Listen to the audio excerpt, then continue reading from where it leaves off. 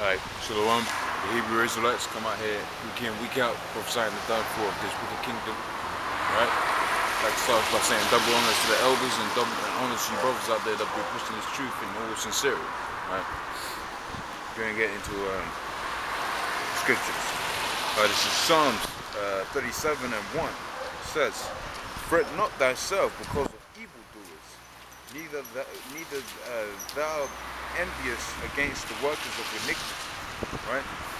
That's basically talking about, as you wake up to this truth, right?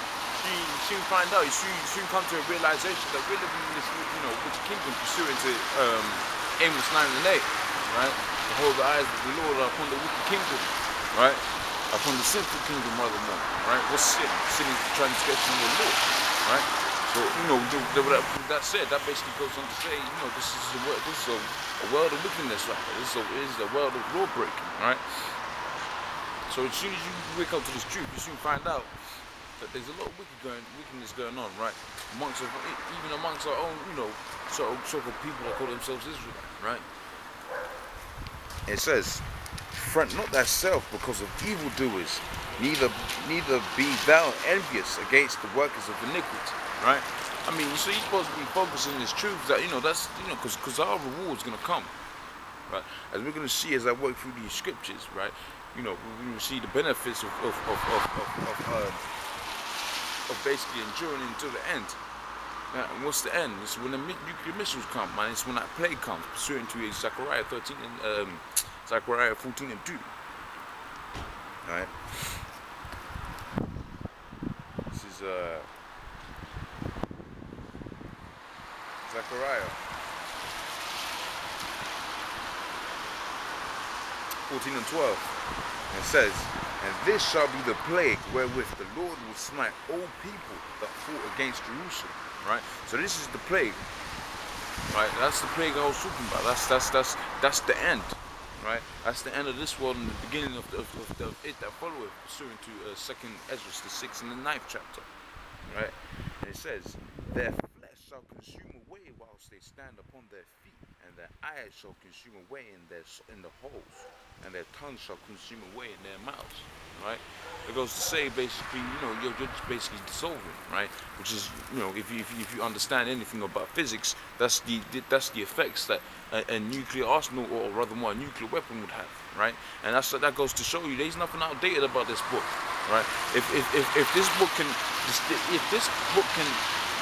explicitly describe the effects of a nuclear missile, right? That goes to show you there ain't nothing outdated about this book.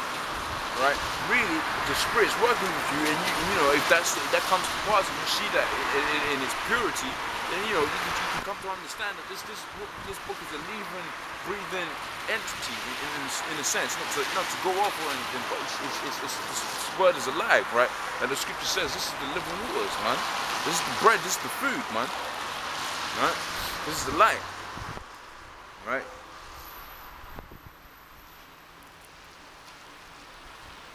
Back to Psalms the 37th chapter, and this is the second verse, and it says, "For they shall soon be cut down like grass, whether as for they shall soon be cut down like the grass, and whether as the green herb." Right? Trust in the Lord and do good. And that goes to the brothers out there that be pushing this truth in sincerity, man. You gotta trust in the Most High. You gotta trust in the Lord, man. Right? Hey, at the end of the day, like the Scripture says in Ecclesiastes, the 2nd chapter, it says, "My son, if thou art come to serve the Lord," right? If you come to serve the Most High in sincerity, he says, "Prepare thy soul for temptation," right? It says, "Set thy heart aright and constantly endure, and make thou not haste in the time of trouble." So ain't supposed to be old impatient, right? You're supposed to be patient in the Most High, right? You're supposed to prepare your soul for temptation when you come to serve the Most High, right? It says, "Constantly endure," right? That means to say when the Most High brings up the hell upon you, right? Like the Scripture says, we catch hell because the Most High wants to be, wants to make us His sons, right? Because if you had a child and you chastise your child, then what good is that child to you, right? That child's not going to bring forth good fruit, right? That child is, that child is not going to have his mind straight, right? And Most High also chastises and punishes, right? When you wake up to this truth, the Most High is going to punish you for the wickedness that you've done before it, right? It's supposed to endure that. It's supposed to sustain a sound mind, right? And the scriptures, reading the scriptures day in and day out, and studying, right? But, like the scripture says, study to show yourself thyself approved. Right? You're supposed to be studying the scriptures. You're supposed to be setting your heart right, your mind right, right?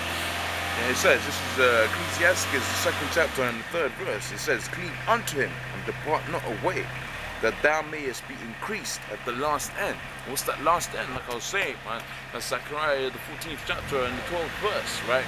Those nuclear weapons that are inevitably gonna come, right? Because everybody here knows that everybody here has got some kind of inkling. No matter what they say, there's some kind of inkling that as soon as America goes into Iran, some shit's gonna pop out, right? Everyone understands that. Everyone perceives that, right? But what most people can't perceive is the troubles that are going to come to pass pretty soon, right? What people can't perceive, or what people can't really basically come to understand, is that the Most High is going to do away with this wicked kingdom, right? Pursuant to the scriptures, right? Because once the Most High puts it in the heart of the American government to go into Iran, right? That's the beginning of that last end, man, right? And once that comes to pass, which all the brothers should be praying for, is we're gonna be set right in truth. We're gonna have our kingdom set up, because once this kingdom comes to pass, then we can set up our kingdom in righteousness, right? This is Ecclesiastes 2 and 4. It says, whatsoever is brought upon thee, take cheerfully, and be patient when thou art changed to a low state. That's right, because Most High is going to Most High is going to nitpick with you, man. And the brothers out there in America say the Most High is going to nitpick with you, man. Right? Why is the Most High going to nitpick with you? It says, for gold is tried in the fire, and acceptable men in the furnace of adversity. Right, so just like gold is tried, it's basically when you refine the gold to get the purest gold, you burn out the impurities, right? So like just the same as us. The Most High wants the good righteous man out of us, right? He's gonna burn out the impurities, right? He's gonna burn out all of that wickedness that was that was all involved up in when we was awake to this truth, right? It says, believe in him, and he will help thee. Order thy way aright, and trust in him. Ye that fear the Lord, believe in him, and your reward shall not fail. Right? And we're going to see, I'm going to touch on the scriptures as I work down Psalms, the 37th chapter, and we're going to soon find out what that reward is. And ultimately, it's rulership and kingship, according to the scriptures, setting up our kingdom in righteousness, right? Because every self-respecting man should have some kind of want or some kind of need to be empowered, man.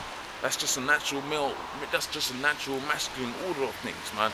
Even in the scripture says, you study, you're supposed to be studying the ways of nature, right? You should be studying the animals, right? Because that basically shows you what we're supposed to be like. You have the lion kingdom, right? You have the animal kingdom, so on and so forth, right?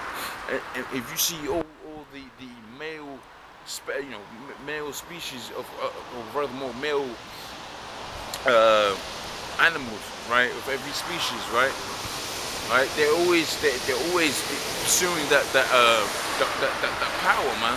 Always pursuing power, right? And really, if you're a man, that's what you should be pursuing, because prior 400 years ago, that's what everyone else was pursuing to get. Right, even right up into the times where in the times of our forefathers, King David and so on and so forth, right, whereby the Most High put the spirit upon King David to get all of these,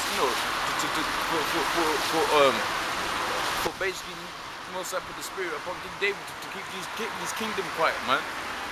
Right, the Most High put that spirit on King David to basically slay most of these heathens, man. And it's so much so that the whole world was quiet before King David, man. right? And that's what we're basically going to go back into. We're going to go into that warlike mentality back again, right? Just before, just as we're setting up our kingdom in righteousness, right? Most High is going to put that spirit upon us, right? And that spirit of worship, right? And Most High is going to have it as it was before in the olden times, where these heathens are going to be quiet before our feet. These heathens are going to bow down before our feet, man. Right? And heathen means country dweller, man. It's country dwellers, right? Right? Because this truth was only set up for one people. That's the children of Israel, man. The children of the promise, right? That chosen line. Right? This is Psalms 37 and 3. It says, "Trust in the Lord and do good, so thou shalt dwell in the land, and privily thou shalt be fed." Because like the scripture says, man. The scripture says, right? The Most High servants are gonna eat, man.